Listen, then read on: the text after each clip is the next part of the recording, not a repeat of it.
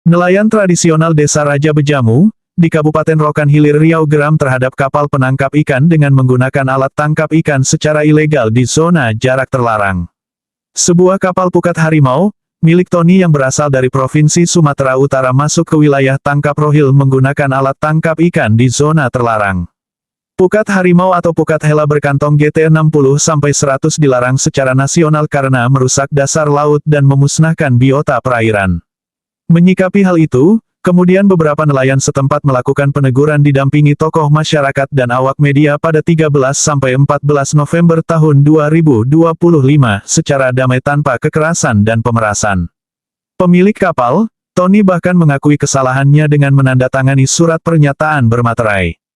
Namun yang mengejutkan, setelah peristiwa itu Tony justru melaporkan para nelayan ke Direktorat Polairut Polda Riau, dengan dugaan pemerasan. Nelayan menilai laporan itu diduga sebagai kriminalisasi dan pembalikan fakta. Diduga kapal milik Tony telah melakukan pelanggaran hukum Peraturan Menteri Kelautan Perikanan Nomor 2 Tahun 2015, Larangan Pukat Hela dan Tarik. Peraturan Menteri Kelautan Perikanan Nomor 71 Tahun 2016, Larangan Kapal Besar di Zona Nelayan Kecil. Dan Undang-Undang Nomor 45 Tahun 2009 Pasal 84 Ayat 1 dengan ancaman pidana 6 tahun penjara dan denda 20 miliar rupiah. Undang-Undang Nomor 32 Tahun 2014, Larangan Destruktif Fishing.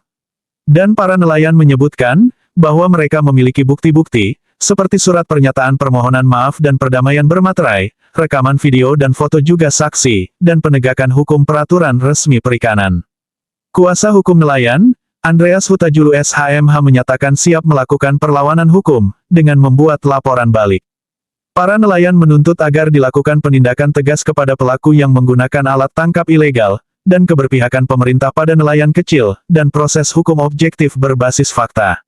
Para nelayan akan terus memperjuangkan hak dan kelestarian laut demi masa depan generasi pesisir. BIN RI Rokan Hilir Riau mengabarkan.